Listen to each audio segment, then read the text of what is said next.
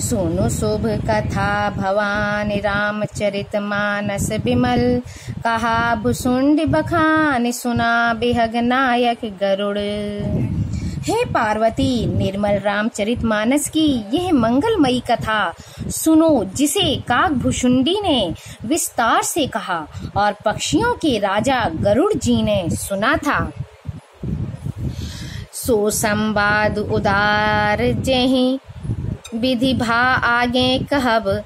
सुनहु राम अवतार चरित परम सुंदर अनघ। वह श्रेष्ठ संवाद जिस प्रकार हुआ वह मैं आगे कहूंगा। अभी तुम श्री रामचंद्र जी के अवतार का परम सुंदर और पवित्र पाप नाशक चरित्र सुनो। हरि गुण नाम अपार कथा रूप अगणित अमित। मैं निज मति अनुसार कहूँ उमा सादरे सुनहूँ। श्री हरि के गुण नाम कथा और रूप सभी अपार अगणित और असीम हैं। फिर भी हे पार्वती, मैं अपनी बुद्धि के अनुसार कहता हूँ, तुम आदर पूर्वक सुनो। सुनु गिरिजा हरि चरित सुहाई। विपुल बिसद निगमागम गाई। हरि अवतार हे तुझे ही होई। इद मित थम कही जाई न सोई। हे पार्वती सुनो, वेद शास्त्रों ने श्री हरि के सुंदर विस्तृत और निर्मल चरित्रों का गान किया है। हरि का अवतार जिस कारण से होता है वह कारण बस यही है, ऐसा नहीं कहा जा सकता। अनेकों कारण हो सकते हैं और ऐसे भी हो सकते हैं जिन्हें कोई जान ही नहीं सकता। राम अतर्क्य बुद्धि मन बानी। मत हमारे असे सुनहि सयानी। तदपि संत मुनि वेद पुराना। जैसे कछु कहि स्वमति अनुमाना। हे सयानी सुनो, हमारा मत तो यह है कि बुद्धि मन और वाणी से श्री रामचंद्र जी की तर्कना नहीं की जा सकती।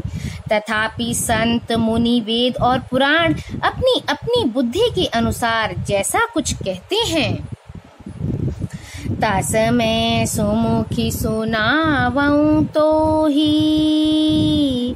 समुझी परई जैसे कारण मोही। जब जब होई धर्म के हानि। बाढ़हि असुरी अधम अभिमानी। और जैसा कुछ मेरी समझ में आता है हे सुमुखी, वही कारण मैं तुमको सुनाता हूँ।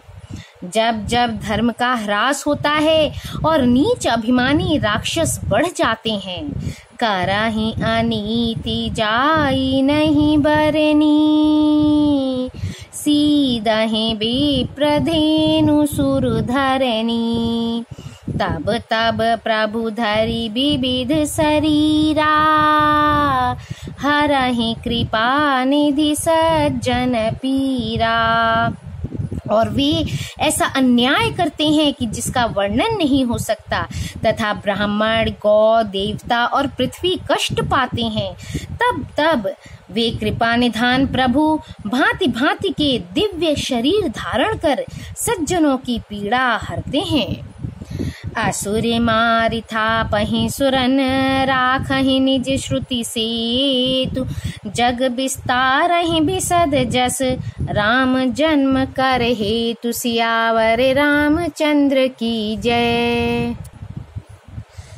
वे असुरों को मारकर देवताओं को स्थापित करते हैं और अपनी श्वास रूप वेदों की मर्यादा की रक्षा करते हैं और जगत में अपना निर्मल यश फैलाते हैं। श्री रामचंद्र जी के अवतार का यह कारण है। सोई जैसे गाय भगति भव तरही।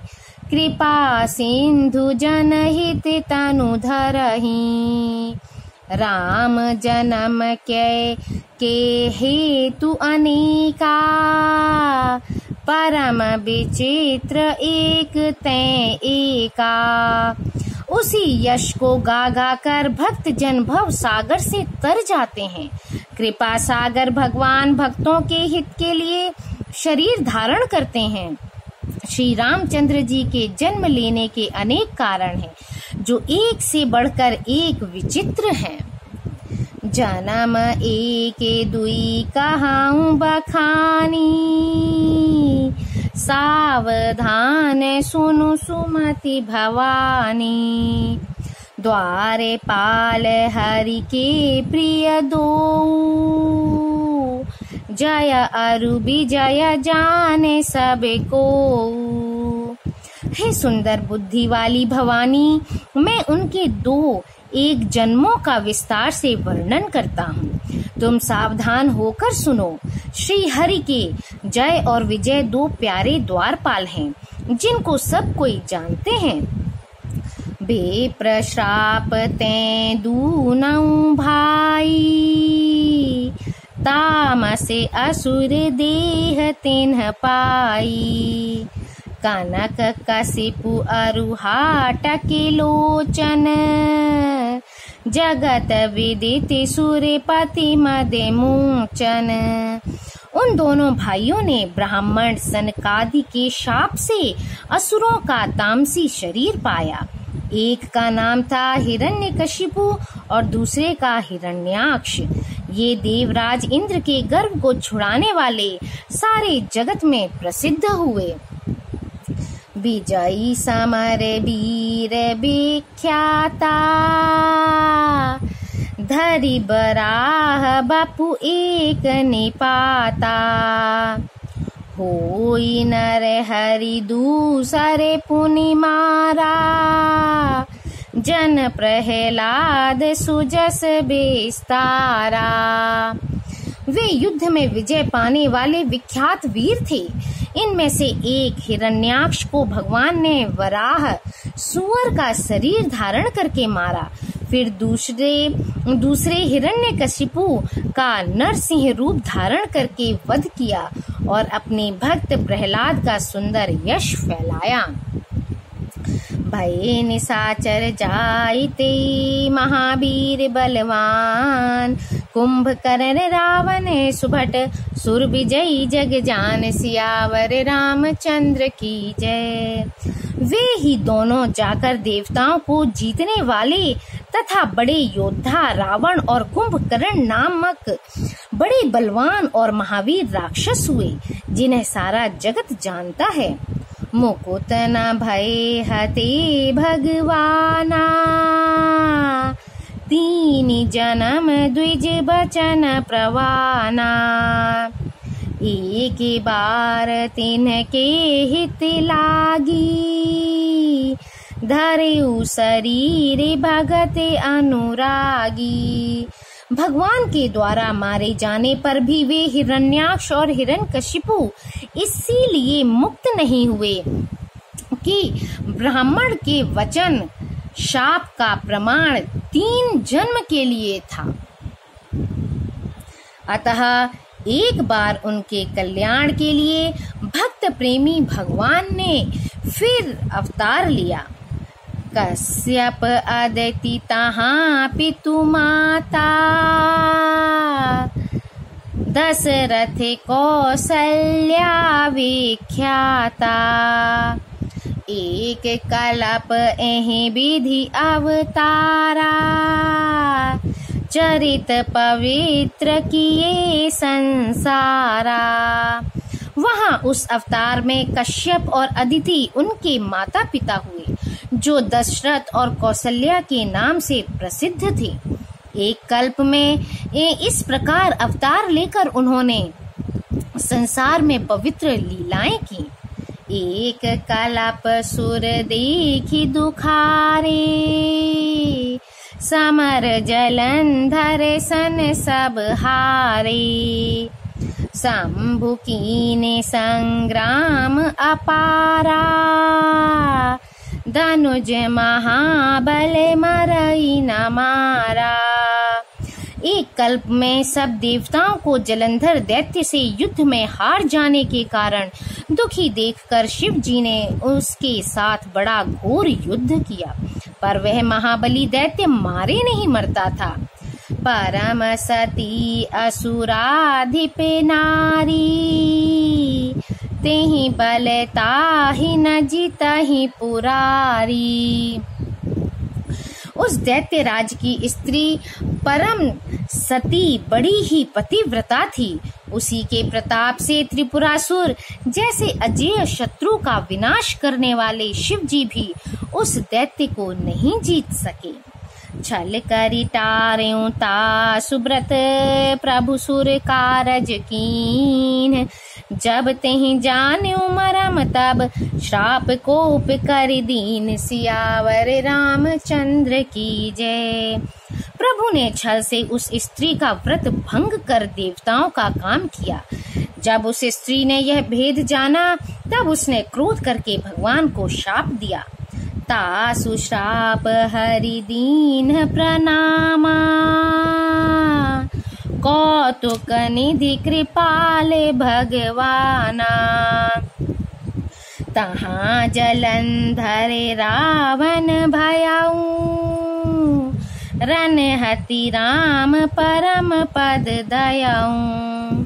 लीलाओं के भंडार कृपालु हरि ने उस स्त्री के शाप को प्रामाण्य दिया, स्वीकार किया। वही जलंधर उस कल्प में रावण हुआ, जिसे श्री रामचंद्र जी ने युद्ध में मारकर परम पद दिया। एक जन्म कर कारण इहा, जेहि लगी राम धरी नर देहा।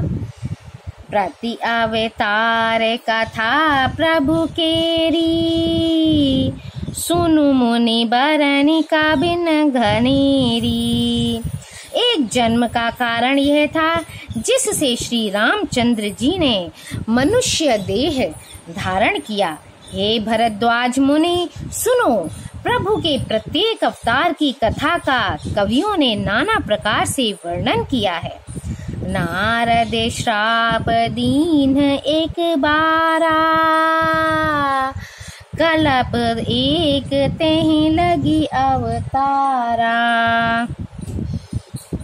गिरिजा चकित भई सुनि बानी, नारद विष्णु भगत पुनि ज्ञानी। एक बार नारद जी ने शाप दिया, अतः एक कल्प में उसके लिए अवतार हुआ। यह सुनकर पार्वती जी बड़ी चकित हुई और बोली कि नारद जी तो विष्णु भक्त और ज्ञानी हैं। कारण कवन श्राप मुनि दीन्हा, का अपराध रमापति कीन्हा। यह प्रसंग मोहि कहूँ पुरारी, मुनि मने मोह आचरज भारी। मुनि ने भगवान को शाप किस कारण से दिया?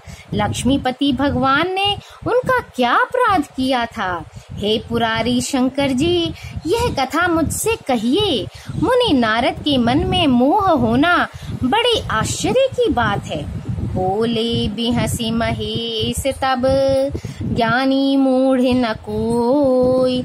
जेहि जैसे रघुपति करहि जब, सो तस तेहि छन होई। सियावर रामचंद्र की जय।